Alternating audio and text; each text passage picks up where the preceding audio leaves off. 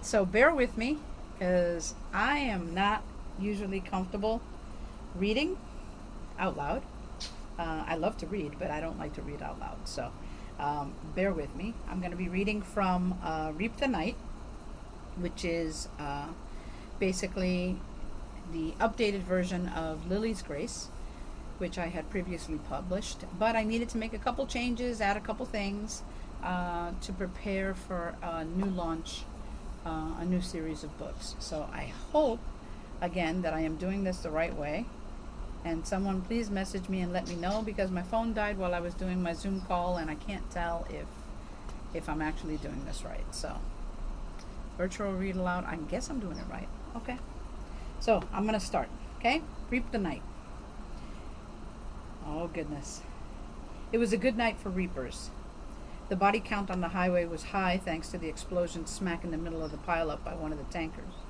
It should have been easy to take those lives, but the accident caused a frenzy of sorts, and even those expected to survive died. Caught in the middle of dire and unexplainable circumstances, people panicked. The reapers there on that night were there on explicit orders, and they followed them to the letter, until one didn't. Chapter 1. Alex Dante pushed through the double doors and shook herself off, trying to get the dust and grime off her long leather duster. Tossing her canvas duffel bag down, she kicked her boots against the door frame to get some of the caked-on mud off. She always felt a bit dirty after her job, but this one had been dirtier than most. Being a reaper sucked sometimes, but it was her lot in life, and it kept her whole. The opulence of the lobby she walked into always took her by surprise. It wasn't that she was unfamiliar with luxury. Rather, it was the stark contrast with the ugliness she faced in her job on a daily basis that bore absolutely no resemblance to this. The Hotel Paranormal was one of her go-to places. Lately, more of a home than any one place she'd ever stayed, and when things were rocky, this was her refuge. She took a deep, calming breath and grabbed her duffel before swaggering over to the front desk to check in. "Hey, beautiful." Alex smiled knowingly, knowing her husky voice sent Ava all a twitter. Ava was a shy, mousy little thing, pretty in her own right. Alex always made a point of talking to her, even though most of the hotel's guests acted like Ava didn't exist. Everyone mattered to Alex. That would be a joke if it wasn't so sad. She didn't have many friends in her line of work, and if she could get one smile from someone, it made her day. Today was her day. When Ava looked up, she gave Alex her best smile. "Your room is ready, Miss Dante."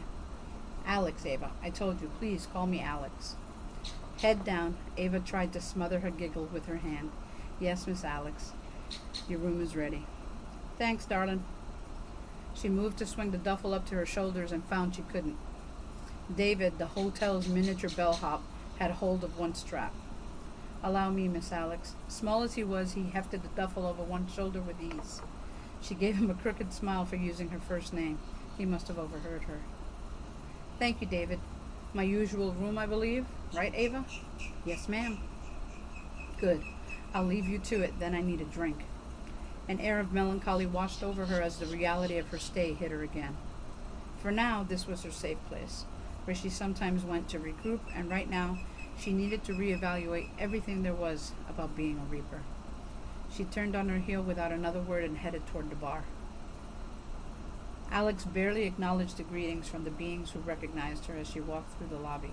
She had one focus right now: a drink. The moment she took a seat at the counter, a beautifully manicured hand placed a shot of the bar's best tequila in front of her. Alex growled as she grabbed it and downed it without a word. Again, the hand placed a shot down in front of her, but this time it covered her drink. "Bad day, love?" Normally, the soft lilt would bring a smile to her face, but not this time. Alex gently but firmly took Selena's hand off the shot glass and threw that one back as well. She forced a smile. "You could say that." Selena poured another glass. "Would you like to talk about it?" "Not right now. Maybe another time. Do you mind just leaving me the bottle?" Selena hesitated. Alex Dante never indulged this way, and everyone knew it. There were a lot of beings who frequented the hotel. In their own ways, they were all creatures of habit, but Alex never quite fit the mold. and Selena, like everyone else, had spent quite some time trying to figure it and her out. Something was different today. There was a strength in Alex that hadn't been there the last time she was here, but there was also something else. Selena gave Alex's hand a squeeze and put the bottle on the counter. Eat something. You may not be quite human, but you will still succumb to that. I should be so lucky. Alex grumbled and poured herself another glass. Raising it up, she called out to anyone who would hear. A toast! A toast to life! Selena cringed as the leprechauns in the corner booth laughed raucously. A chill ran up Selena's spine. Something was wrong. As one of the best reapers in the business, Alex took lives. Now she was toasting them. The irony was lost on no one in the bar, and Selena watched as information and rumors started to circulate through the room. Oh, Alex. 20 years later. Strong fingers clung to the rock face as Lily struggled to gain a foothold. Once she had, she gauged the distance to the next outcropping and leapt, her calf muscles cramping as she pushed off with all her might, reaching out for the jutting rock. Oof! First one hand, then the other got a good grip, and she pulled herself up, forearms and shoulders straining with the effort. One slip, and she was dead. A few more harrowing leaps, and she crested the face of the cliff. Grunting with the exertion, she finally pulled herself over and rolled onto her back, exhausted. For just a split second, Lily wondered why she did this to herself.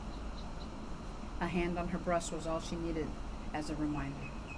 She could feel the scar on her chest under her shirt as it moved along with her heartbeat. She was a thrill seeker, plain but not simple. Rolling onto her knees, she stood up carefully. The sky was a brilliant blue, and she swore she could see past the horizon in this light. Free climbing was one of her favorite things to do, especially after a long work week, but it did push the limits of her thrill seeking. Pulling out her camera, she took a few shots to capture the view, and so she could refer to it later for her paintings. The wind picked up and she leaned into it, trying to keep her footing. The last thing she needed was to fall. She sat again and reached into her waist pack to pull out her windbreaker. The sweat-soaked shirt was chilling her to the bone. The plan had been to stay up on the ridge for another hour or so, but if the wind continued, she would have to head down sooner. Lily drew her knees up to her chest and hugged them tight, letting the emotions that had built up during the climb wash over her. It was her 20-year anniversary. 20 years since her parents had been killed and she had become an orphan. 20 years of wondering why she survived. 20 years of feeling alone. The tears that fell were warm as they rolled down her face, but they scalded her soul. Angry, she wiped the tears away. It was unfair. She should have died with them that night. Instead, she'd been spared. The scar on her chest reminded her every day how close she came to death that night. This climb today represented how close she now came every day. Lily refused to live life in fear, so she challenged death whenever and wherever she could. It probably wasn't the smartest way to live, but it was what she'd chosen to do. Needless to say, relationships were an afterthought since most couldn't keep up with her. It was a way of life she had resigned herself to. Enough wallowing, Lil. She gave herself a shake and stood up. Stretching carefully, she started to make her way down along the ridge toward the walk-off. It was about a quarter mile before the path, and at least an hour's walk down, so she had plenty of time to get rid of the melancholic grip the day was having on her soul. How the hell does she keep getting away with it? Bass crouched down and started doodling in the dirt. The boss is going to be pissed. Verena Child was the second best reaper in the world, and she had fought her way to that spot by taking every job she could. She had an end goal, to be the best, but this one was her white whale. Having her protege point out the obvious pissed her off. She smacked him in the back of the head and stomped off. This was Alex's doing. She was sure of it. How was it possible that this one person, this one human, had managed to avoid death for the past 20 years after coming so close in the first place? Rowena had purposely bumped into Lily Heatherton at the base of the cliff. She wanted to get a feel for this woman. The last time she'd come across her had been 20 years before, when she had worked side by side with Alex Dante. Until that night, the night Lily Heatherton should have died. The night had been a banner one for Reapers. Death had ordered that at least 50 families would die that night, on top of the deaths that were scheduled. The Reaper with the most kills would not only be promoted, but they would also be looked on with favor. Alex had been ruthless, going after families on the road and proving to Death himself why she was the best. When she backed off a kill, though, Rowena hadn't understood and had decided to take the last car out herself. The fight they'd had that night had been dirty and physical, resulting in the survival of one person, Lily Heatherton. Rowena was determined to find out why and how. Alex Dante had long been Death's favorite Reaper, but not for much longer if Rowena had anything to say about it. "Come on, fool!" Rowena yanked Bass to his feet. As a Reaper apprentice, he served her until she saw fit to let him act on his own, or until he proved himself, as she had so many years ago with Alex. She had some research to do, and maybe, just maybe, she could put a bug in someone's ear about rectifying a 20-year-old mistake, and take out her competition in the process. The image she had of Alex from that night was burned into her mind. She would make Alex pay for cutting her loose the way she did. Chapter 3. You all still with me? Hope so. Thumbs up if you are? Yes? No? Maybe? Okay, I'm gonna keep going. Alex leaned against the rail as she watched Lily place her climbing gear in the back of her Jeep. 20 years. A long time for the woman she watched, a blink of an eye for Alex. Never in all her time as a Reaper had she ever cared about the consequences. She never cared about who was left behind when she took someone. Never cared about the person whose life she snuffed out.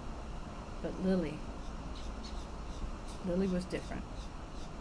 There was something about her eyes that had captivated Alex all that time ago. A spark that no other human being she'd ever encountered had. She couldn't snuff it out. It felt wrong, ugly. 20 years ago, her own apprentice had tried to make a name for herself and took a kill. Alex had barely been able to stop her when she got to Lily. Lily should have died that night, and for all intents, Alex had thought she had. The gaping wound in Lily's chest, courtesy of Rowena's and her battle, had awoken something in Alex she still didn't understand. She had run away to the hotel that night in an attempt to drown her angst and sorrows. It was Selena who had given her the news that her latest kill wasn't dead. Alex smiled.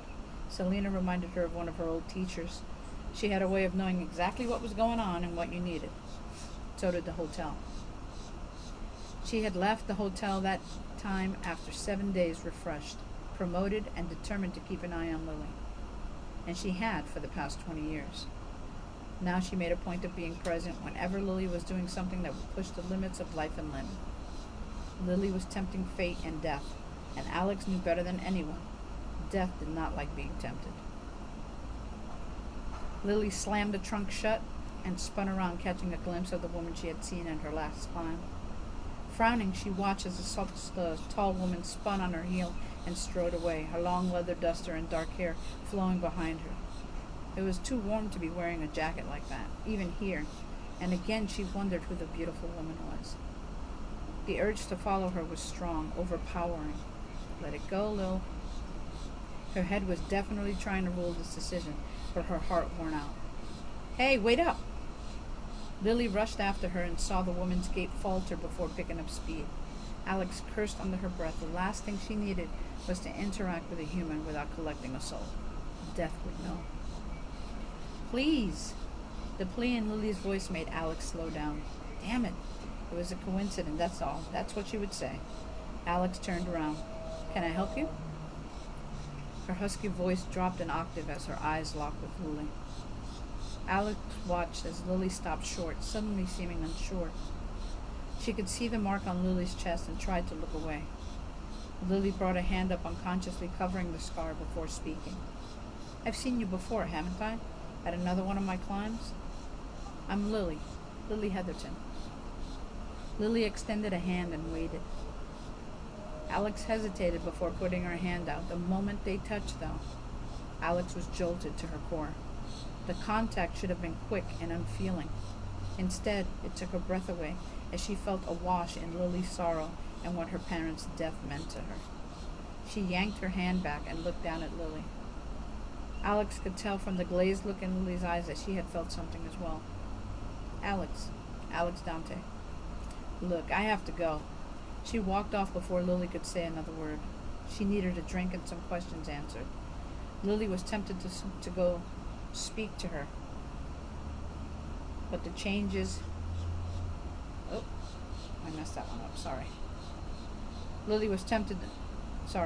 Alex was tempted to go speak to her old teacher, but the changes at her alma mater made that impossible of late, so her first choice was out.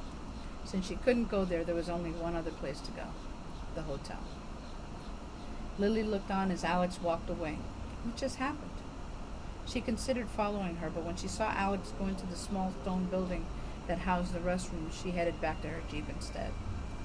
Lost in thought, she still made sure to go through her regular stretching routine to ease up some of the tightness she always experienced after a climb. Clasping her hands behind her back, she stretched and glanced toward the small building one last time before getting in the car. With both hands on the steering wheel, she looked down at her right hand. It felt tingly after shaking Alex's hand. She shook it out and started the car, smiling as she thought about what she had seen in the other woman's eyes. She saw want. So, I'm going to leave it there because that's 17 minutes longer than I've ever read out loud. If anybody has any questions about anything, any questions about the story, I'd love to hear it. I hope, Raquel, that I'm doing this the right way. I don't know. I really have not done one of these virtual reads. And pardon the hat, but I need a haircut, so I wear the hat. So I hope you enjoyed that. Like I said, I'm sitting out here on my porch because so many of us are stuck inside, and I know we're all kind of tense with what's going on in the world right now, but I figured I had to do it a little lighter, be out here since I'm writing about reapers, which is probably not the thing to be talking about right now, but it is a story. It's a love story. Again, Reap the Night used to be Lily's Grace, but I had to add some stuff in there to tie into another story that I'm doing. So, like I said, if anybody has any questions, I'd love to hear them. Feel free to post, and I'm actually going to post it as well. I was trying really hard not to look at myself. And I'll just wait for a second and see if anybody else comes on. Okay? My dog is over there, so I'm going to show you my dog for a second. So let's see if I do this right. You see him? He's just sunning. He loves being outside, just sunning himself. He thinks it's like the bomb to be out here. Luckily, no other dog has gone by, so he hasn't lost his mind yet. So give me 1 second real quick. Hold on 1 second. Let me see. Is there a way for me to... is there a way for me to check? No? Hold on. Leave page. Facebook. Nope, that's not what I want. That was not what I wanted. I wanted to see if anybody had a message. Yay! Catch the replay. Okay. So, again, I'm not Paige. I can only do so much. I can smile. Hello. And I know I don't put on makeup and stuff. You know, I got the whole white hair stuff going on. I didn't get a chance to check out Paige's read-along. I can't wait to check that out. And the ones that are coming up, I guess there's a lot of us that are lined up right now to do the virtual read-alongs. And part of that is just to give back to you guys. And, I don't know, introduce you guys to some more stories, different stories. Keep you aware of what's going on in the literary world without having to worry about stepping out your door. So, if you are stuck at home, if you are not allowed to go out, if you're not going out because of all the new stuff, can someone just pipe in and let me know that that's what you're doing? I still have to go out to work. So I'm required to go out to work right now if I want a paycheck. So if you guys are still stepping out to work, what are some of the concerns that you have? Or What is it that you're reading right now to take you away from what's going on in the world? Let's see, what else? I can entertain you for a little bit, but or I can read a little more. If you want me to read a little more, you gotta let me know that that's what you want. So, because I have no way of knowing. I don't. Okay, so help me out, Raquel. I do not see the questions. Hold on. I am trying. Hold on a minute. I am not that capable. Why do I not see the questions? Event logs. Event logs, okay. Nope, that's not it. Good grief. Great googly moogly. How do I see the questions? I don't know. Somebody help me out. Raquel, if you can tell me what those questions are. I don't know why my Mac is doing this. And I don't have my phone to be able to check. So, actually, I should. You have some questions. Okay. I have some questions. Well, thank you. What are the questions?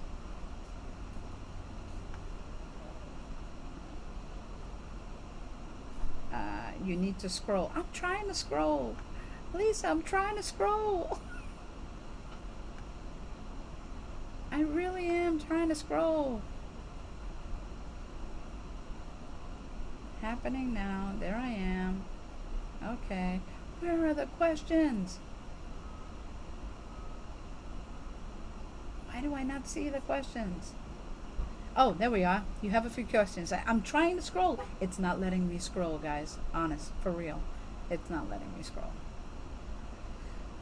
For me, they were on the side and I had to scroll the scroll bar. If this were a movie, who would play Alex? Oh, you suck so bad. Who would play Alex? Well, I gotta tell you, when I first did this, the person that I visualized as Alex was in terms of like facial features, because this person was supposed to be fairly androgynous, was Ruby Rose, who plays Batwoman. In terms of height and physicality, it was Angie Harmon. So it was like a blending of the two. And that long leather duster, you know, that was a whole lot. So having this back and forth, I don't know why this is doing this, but okay. Let's see. Oh, I don't want those. Okay, I'll relay them to you. I've got you. What inspired this book? Ugh, you know, I'm trying to think about what inspired this book. It was, so a Reaper thing, an androgynous Reaper kind of popped in my head, but as a romance. I was asked to write a story for a hotel paranormal, and my original paranormal creature was going to be a phoenix. Somebody had a phoenix. So I had to choose something else, and I immediately chose Reaper. I've seen Supernatural. I've always been fascinated with the Reapers. But then it had to be a romance. So I was like, okay. So at first it was going to be a male Reaper. Then it was an androgynous, you know, I had seen Ruby Rose in something, and I pictured Ruby Rose. But like I said, with the physicality and the height and everything of an Angie Harmon, like in Rizzolian Isles. So, and you know, I just added some swagger and some, you know, she was just a kick-ass Reaper for me. And the fact that she fell for somebody,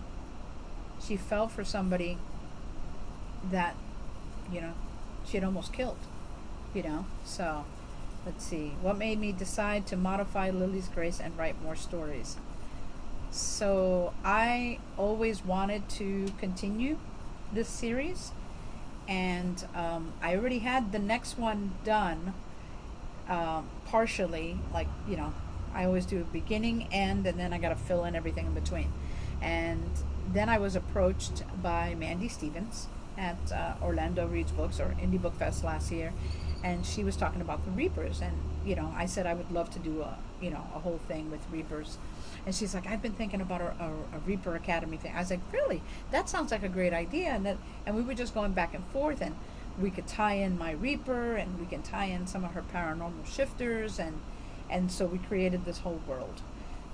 And so in doing that, though, I wanted to put in a little bit more into the original Lily's Grace that would refer back to or make some allowances for that other world. The fact that there is more going on than just what's going on in Lily's Grace. And what ended up happening is the cover of Lily's Grace didn't fit the paranormal model that I wanted. And so in changing the cover, I also changed some of the dialogue, changed some of the situations and stuff. It wasn't a radical change, but it was enough of a change to kind of rebrand a little bit. I know someone complained and it's like, oh, it's just Lily's Grace. Well, it is and it's not. I've added some stuff in there that directly ties into the Academy series that I'm doing. And that's going to be under Man Moon Press. So, and that's, there's a Reaper in training there, and she kind of idolizes Alex Dante a little bit.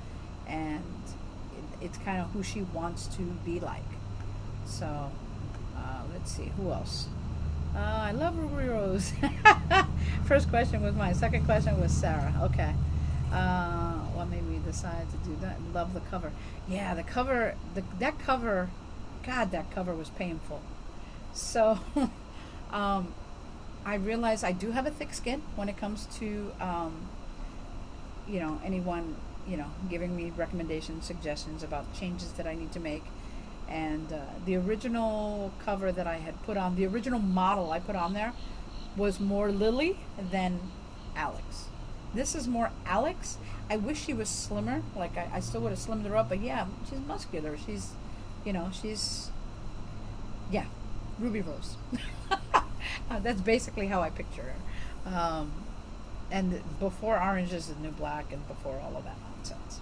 So, but yeah, this new one coming out, it's the first book is called Reaper Revealed, and the protagonist, the protagonist there, her name is Wilhelmina Vellum, or Billy. She goes by Billy.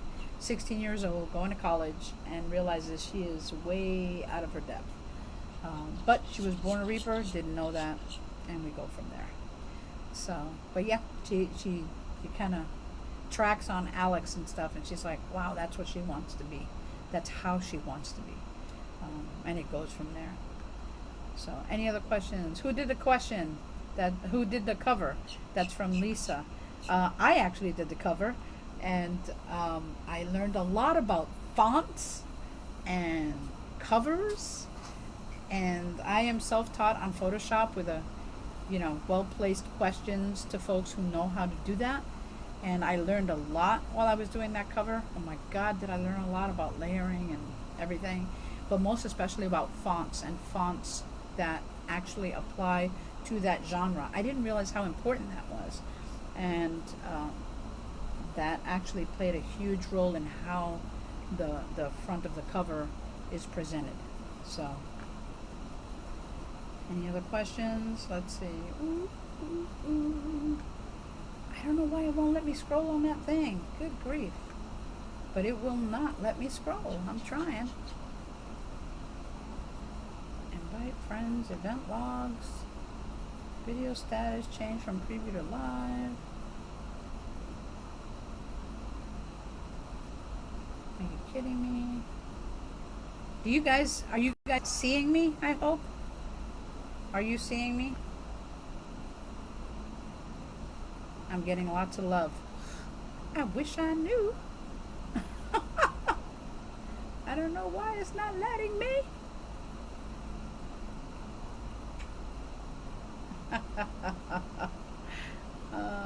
Thank you for relaying the questions. Thank you so much for doing that. I would have prepared better if I had someone said I'm adorable.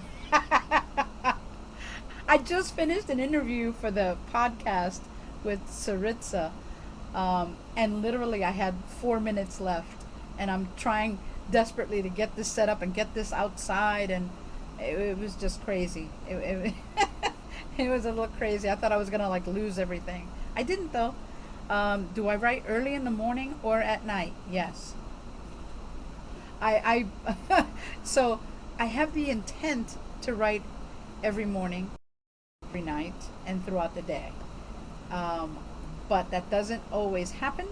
So I always have it set up, and pretty much whenever something pops in, that's when I'll be able to to write and stuff. I'm really more productive at night though. I don't know why. No amount of coffee helps for me to be able to write. Although I do, but no amount of coffee does it for me. So let's see. Do I write from Writer's Atelier? Okay. What made me decide? This is from Angelique. Oh, thank you, Raquel, Writer's Atelier. What made you decide to modify Lily's Grace and write more stories? Can you reveal anything about future Reapers you might meet in future books? Yes, I can reveal a little bit.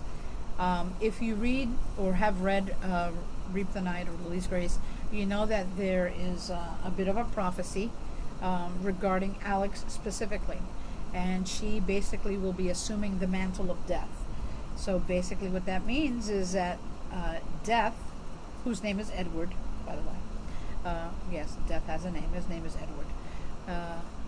Death is going to be kind of taking a back seat a little bit to Alex running the show when they realize that souls are not going where they're supposed to be going. So you're going to be meeting a lot of Reapers who are born Reapers, and Reapers who are just paranormal beings who end up going to college to become Reapers because there is a shortage.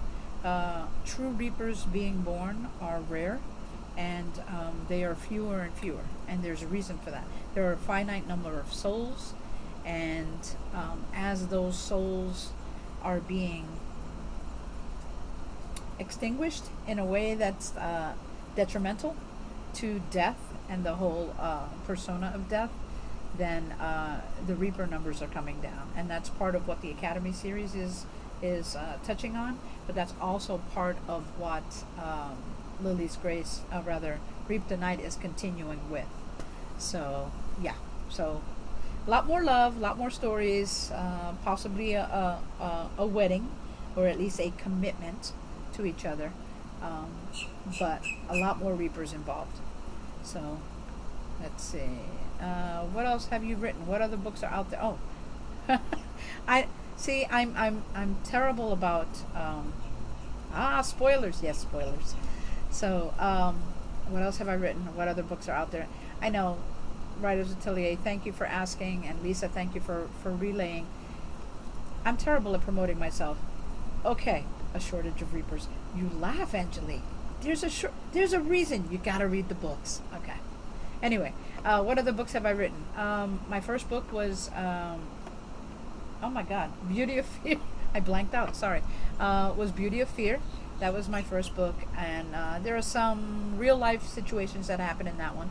That's a romantic thriller, and my other book is Dear Lorna. And I have several anthologies out there, short stories. I write the Thrill of the Hunt anthologies. I kind of spearhead those. And usually we started with 7 authors. We've gone up as high as 21, 23 authors. And this latest incarnation, every year we do this. This was born at Indie Book Fest. And this latest incarnation was themed out last year. But it's called Cabin Fever, so I think it's really appropriate for right now. And I know some of the stories that I've read so far that folks have submitted are just amazing, and I really cannot wait to see what else comes from that. Let's see. Oh, Thrill of the Heart anthology. I've also done that. We have some romance stories, some that are specific to the holidays, and some that are just specific to love in general. I'm all for a happy ending, even though I write Reapers and stuff, and that involves death. I truly believe in a happy ending. I love the Hallmark movies just like Raquel does. I'm a big nerd that way. Let's see. Hilarious. A shortage of Reapers. Angelique. That's hilarious. Okay. Let's see. From Lisa. How do you incorporate your martial arts training into your books? And do I? Yes, I do. I love writing fight scenes. I love writing action scenes.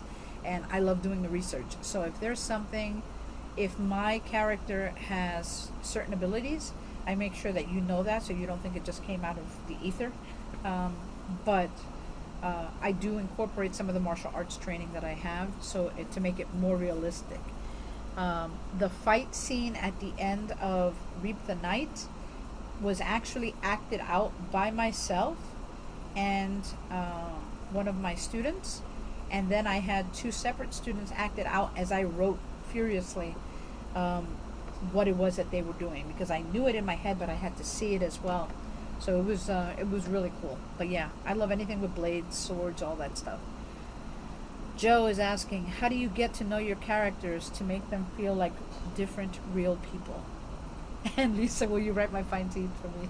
I dubbed myself the Fight Whisperer last year, and I have actually done some editing for folks who need help with their fight scenes. So if you need that, I will certainly help you out with that. And in terms of how do I get to know my characters to make them feel like different people? So I think as writers, we're all a little bit schizophrenic. So there's a lot of us up in there, and there's a lot of different things going up in there. And some folks in my head have accents, some folks don't.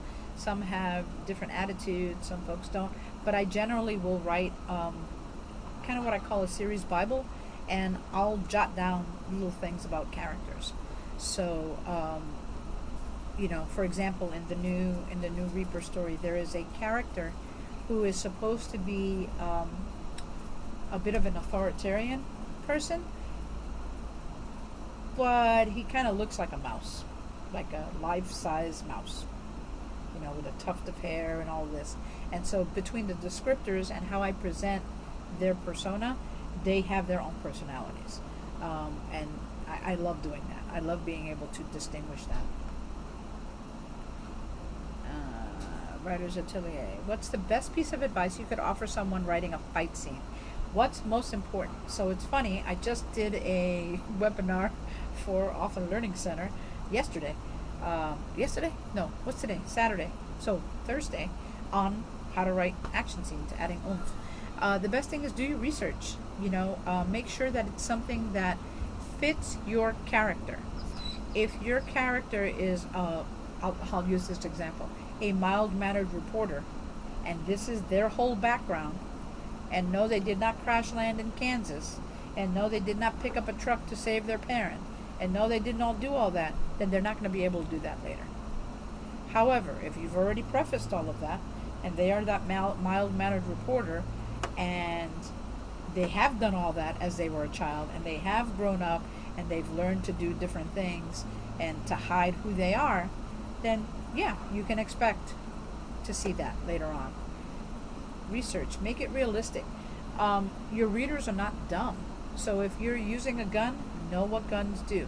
If you're using bladed weapons, edged weapons, know what those do. If you are writing a scene where there's an explosion, know what happens in an explosion. Know what happens to a human body in an explosion if they're caught in it.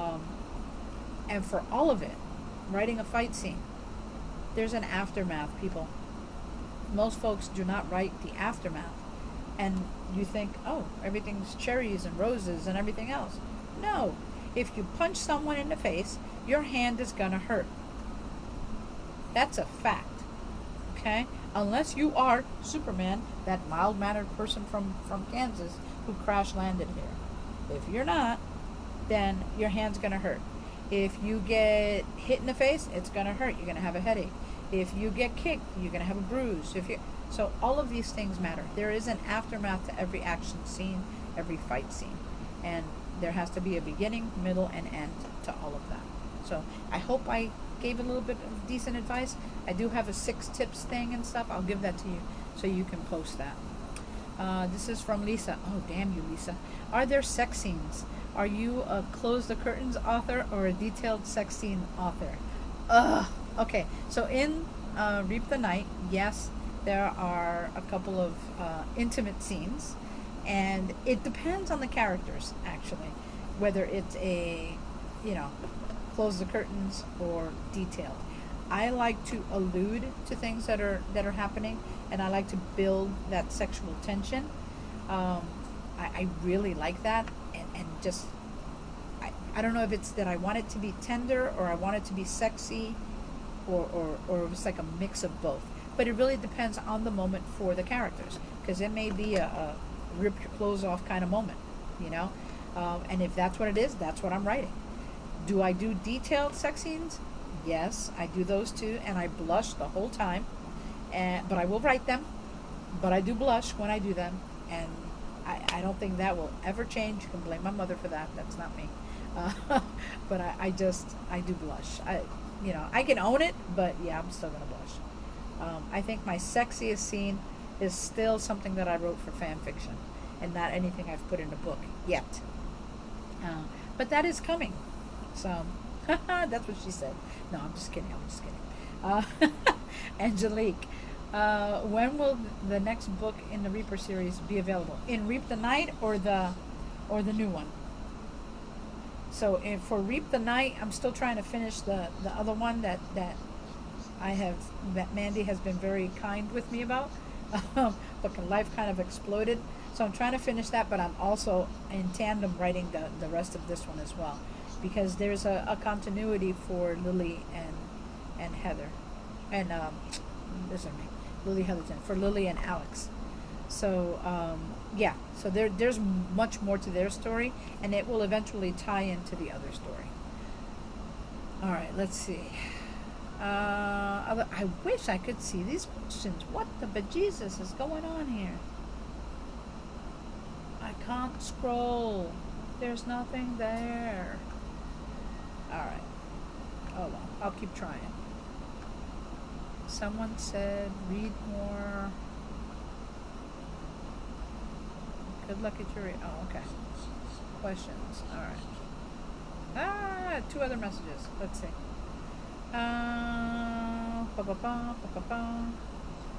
Anything else? Let's see. I feel like there's something I'm missing. I feel like there's one I did not answer. I don't see any more. Yay! No more questions.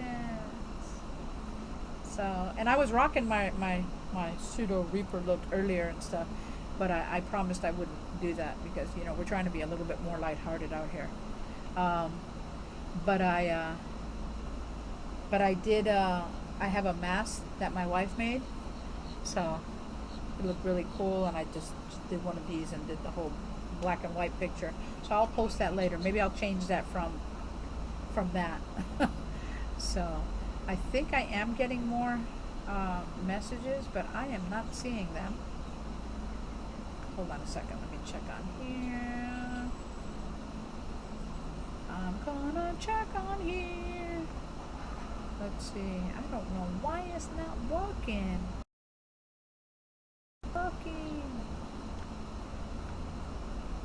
Alright, Joe, when you write books in a series, how much overwriting arc can you see in advance? So I am I won't say I'm a slow writer. I'm a slow typer. Because I can write a lot and I'll get a lot of my stuff out. But in terms of the series, like if I write a book and I know it's going to be a series, I already know what's going to happen in the first one, the second one, and the third one. And usually there's something from the first one that gets tied up in that last one. Unfortunately, I work full time outside of the home, and I have a wife that I do have to pay attention to. So writing sometimes can be a little hairy for me, but in terms of like seeing that overwriting arc, it's there. And if you are someone who is actually reading each story, you know that something's going to finish up in that next story, which is probably why people are mad at me about the whole Blade Master one, because I kind of stopped at 2. It's a 5-book arc, and I haven't finished it. So let's see, who else?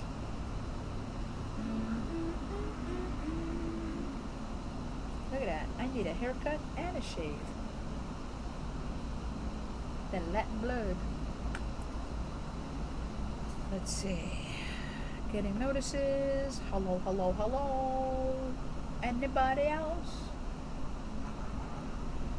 So, if you want to read Reap the Night, please do. Let's say Reap the Night, Beauty of Fear, The Thrill of the Hunt anthologies. I actually have a payment, and like I said, the new one is Cabin Fever. That's coming out August 1st. August 1st? August 1st. August 1st that comes out, and there should be about 20 some odd stories, all short stories. Yes, we need more of the Blade Runner series. I love those stories. Yes, Angelique, I know those Blade Master ones. So, for anyone who doesn't know, the Blade Master one is it's a simple story. Oh, let's see my messages. I am checking my messages. I only have so many messages. You missed 2 questions. I missed 2 questions on phone. You missed 2 questions. Oh, tell me what they are. I don't have my phone. It died with Saritza. Hold on 1 second. Give me un momento. No, I don't want to go out there. No, somebody just tell me what it is. Tell me what the questions are. Hold on. Let's see. Influenced. Oh, I see it. Hold on. Wait. You have 2 more. Advice for writing LGBT, and now how has fan fiction influenced my writing? Okay, so let me answer those. Fan fiction has made my writing better. It has also helped me finesse the idea of cliffhangers and letting people get really truly pissed at you for leaving them hanging and wanting more. Hence Angelique yelling at me about Blade Master because I kind of left it with an open ending. There's way more gonna go on, and I kind of stopped writing it. I'm sorry. I will get back to it. I swear to God. One person in particular I actually wrote into the story who's a fan, diehard fan, because I figured I owed her. So she plays a prominent role in the 3rd one, and she gets killed. And she knows it, and she's loving it, and I hope Elizabeth likes her ending in there. But no, I know I need to do that. I think the day I get off my behind and actually finish all of these stories, I'll release like 42 books and be like, Mallory Cooper, who like just put out their 91st book. I would like to be that person. I'm not that person yet. Eventually I will be. But fan fiction is great for quick response from readers. If they like it, they'll tell you, and if they hate it, they'll tell you. It's also great for finessing your writing. Really getting a chance to look at what it is that you wrote and realizing just how it is, or how great it is, how great it could be. Let's see. Advice for writing LGBT. Yes, if you are not LGBT, the recommendation I have for you there is sensitivity readers. Talk to somebody who is, because if it's not coming from you specifically, you have to do the research. Writing LGBT is just like writing anything else. I don't like labels, so usually you don't know my stories are LGBT until you are in the story. The best review I ever got for Dear Lorna was, and I always point this out in every workshop I ever do, best review I got for Dear Lorna was, which is a female romance. It's a love story, and it's touted that way as a love story. The review starts, if I had known this was a lesbian love story, I never would have read it. And then the person proceeds to detail things in the story that they liked, that were okay, and that this happens, and they gave it 3 stars. So they didn't like it because it was a female, but they still gave it 3 because it was that good. And they finished it because they knew where it ended. They knew the middle part. They knew all of that. So if they had known it was a female, you read it anyway. You liked it. Admit it. It's okay to admit you might like something LGBT without knowing that it's labeled that way. Because I don't do labels. I just don't like it. So writing LGBT is just like writing anything else. Who you love is who you love. And in terms of knowing perspectives and backgrounds on folks, that's where you actually want to really be careful and make sure you have other eyes on your work so that you're being as you can. Let's see. Oh, geez. Okay.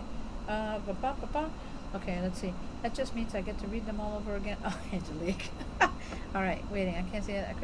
Kristen says hi, and sorry she's late. Hi, Kristen. And I need to get you on the Legion of Writers podcast. Hello. And female for the win. Yes. What I love about writing female, it's really silly, but especially when you have names that are kind of androgynous too, like Alex. Like, until you see the she reference or the her reference, you really can't tell. You know, love is love, romance is romance. How are you going to tell? You know, really. I mean, unless you're actually looking for it. And it's funny, but like Dear Lorna was one of those stories. I wanted it to be female. That's what it was. And someone told me that I should do it as hetero, male, because it would sell better. Well, it's still my bestseller. It's female, and I didn't want to give folks the satisfaction. I wrote it the way I wrote it. And that's how it meant something to me. There's poetry in there. There are poetry. There's love letters in there. They mean something to me. And that's what I wanted. That's what I wanted in there. So let's see. Anybody else? This has been an adventure here. I actually have to pop into messages and then open up a separate window for Facebook to be able to check the messages there, and then it's just nuts. I don't know why this is doing this to me, but hey, it works. So let's see. Any other questions? I'll be doing a workshop in a week. Is it a week? I think it's a week. On fan fiction, writing fan fiction. We're going to do a virtual one, Facebook Live or Zoom. I think it's Zoom. And you'll be able to ask questions. I'll have some samples on there. So, but, I mean, fan fiction is where you really get to, like, you know, sharpen those knives, you know, sharpen that skill. Because these fans there, they do not have any qualms about telling you where to go put your writing. Writers Atelier says, you did so well. Oh, thank you. We got, what, 8 minutes left? Should I do a song and dance? He loves androgynous. I know. I love using androgynous names. It makes people crazy because you just don't know.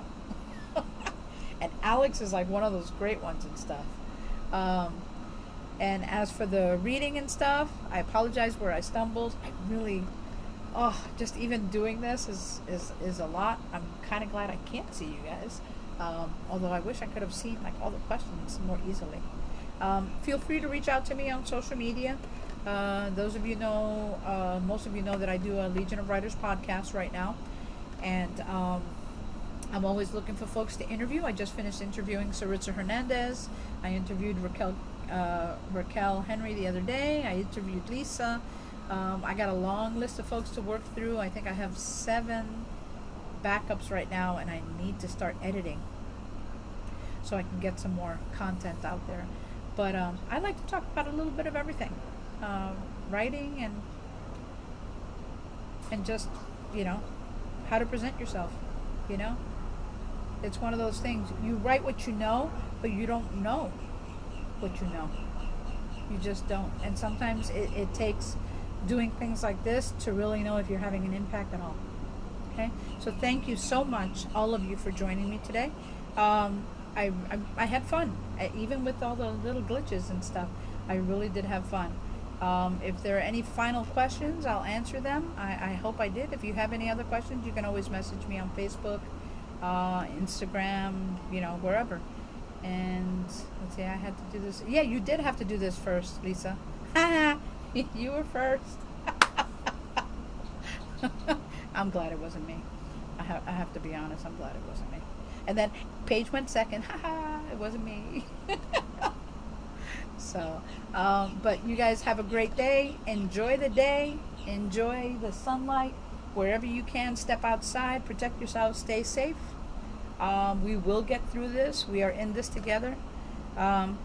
Is my podcast on Spotify? Yes. Legion of Writers podcast is available everywhere you can get your podcast.